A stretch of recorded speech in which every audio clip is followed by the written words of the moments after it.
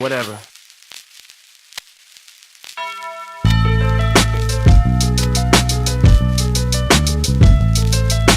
Drake, just let it run. This is Guard Your Grill Boxing. This is your boy Doc sitting here with Philadelphia's own IBF Cruiserweight champ, USS Steve Cunningham. What's up? What's up? What's up, man? Chilling. I'm interested to get your thoughts into about what went on last night in London. I'm like infumed right now, man.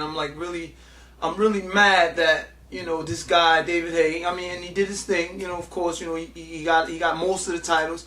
But I'm angry at him for one, for getting those titles and running and saying you cleaned up the division. You didn't clean up the division. You can't clean up the division unless you come see Steve USS Cunningham. I got the IBF belt, probably the most prestigious belt out there. So how can you have cleaned up the division?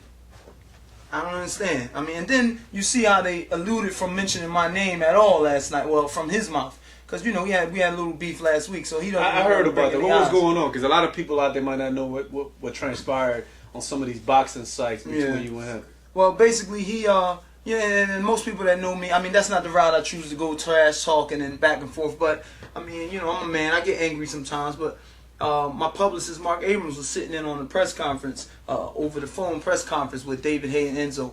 And he posed the question, David Haye, if you beat Enzo, would you consider fighting Steve Cunningham for his belt?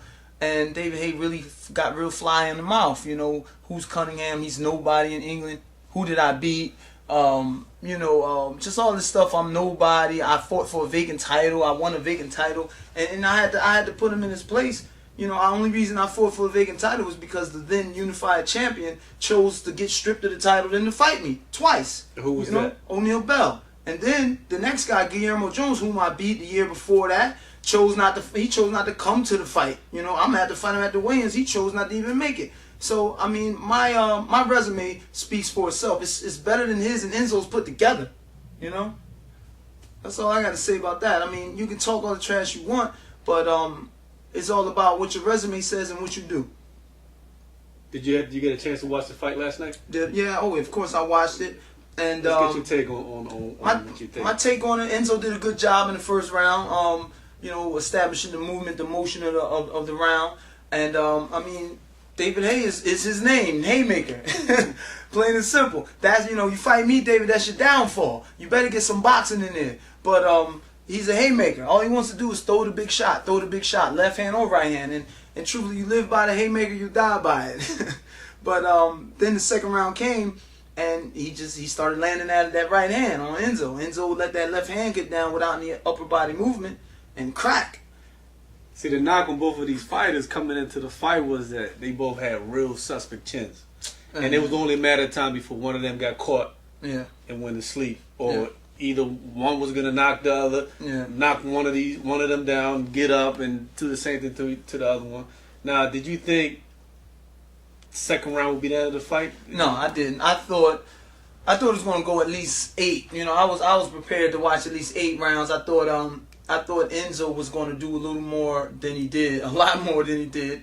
I thought David was going to do more than he did also. But I mean, obviously David knew Enzo. I mean, and this is the thing. You look at Enzo's record. Who has Enzo fought? He was given the WBO title. Who was that? Hobson he fought for? Wasn't that Johnny? Johnny Nelson was the world champion at the time. Johnny Nelson retired. They basically gave Enzo the title, and he fought Mark Hobson, I think. Correct me if I'm wrong. His only notable fight was Wayne Braithwaite, 2 years out of his prime. You know what I'm saying? After 2 knockouts. What did he do to Braithwaite? He didn't knock him out. He just beat him bad. He beat him up. He beat him real bad.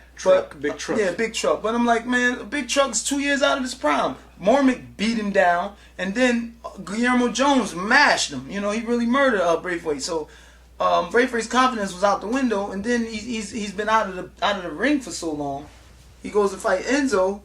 Enzo smashes him. Oh, Enzo's this. He's so great. But come on, man. My resume speaks for itself. Kelvin Davis, Sebastian Rockman in his hometown South Africa, Guillermo Jones. And you know what? Everybody say, oh, it was a close fight. There was 3 judges in there. 1 of them had it for Guillermo. 2 had it for me. I win. That's plain and simple. Krzysztof Lidarczyk, Poland twice. And don't forget Marco Huck, undefeated, beat the dude that was supposed to take over the cruiserweight division, Tokarev, and we went in there and did what to him? Made him throw the towel in on him. speaks for itself. Now I want to get into a little bit of what he said. He kind of when they asked him about going up to the heavyweight and what do you think is gonna happen to the state of the cruiserweights, he kind of alluded, saying, "Well, you know, the cruiserweight has a new gatekeeper now, or a new champ." He was saying BJ Flores. Yeah. What I thought you and BJ Flores were supposed to fight at one time. What happened with that fight? We were trying to set. I remember it was like a couple years ago. I think it was trying to get set up, but it just didn't work. I think it was for the #1 spot or something. I don't even remember, but that didn't work out.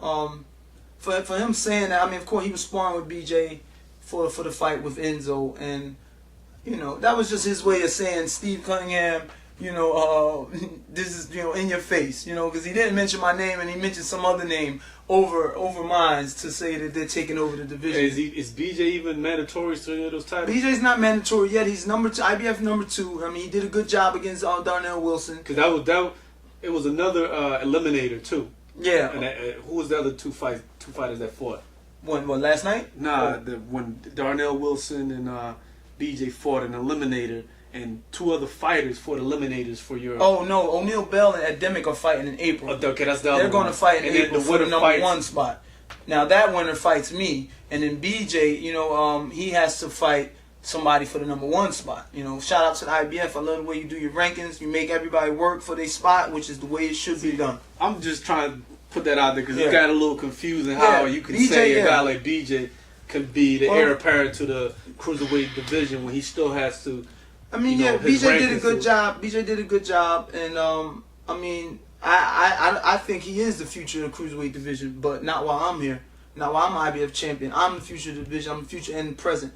And in Jesus' name, we're gonna get those titles, keep them as long as God allows us, and then we're gonna bow out gracefully. Oh man, plain and simple. There you have it. You have anything else to add? I mean, he's going to heavyweight. How do you think he's gonna fare up? Like I said before on Fight News and Boxing Talk, David, don't go to heavyweight. I don't see you beating any of the top 10 guys. Of course, they're going to give you a powder puff dude to beat up on and rank you somewhere, probably the WBC, throw you in the top 10 somewhere. But I don't see you beating Klitschko, even with the slaps, even with his slapping right hand. I don't see you beating the Bragimov. Even Hasim Rotman, I see knocking you out. I mean, you have no defense. You have no jab.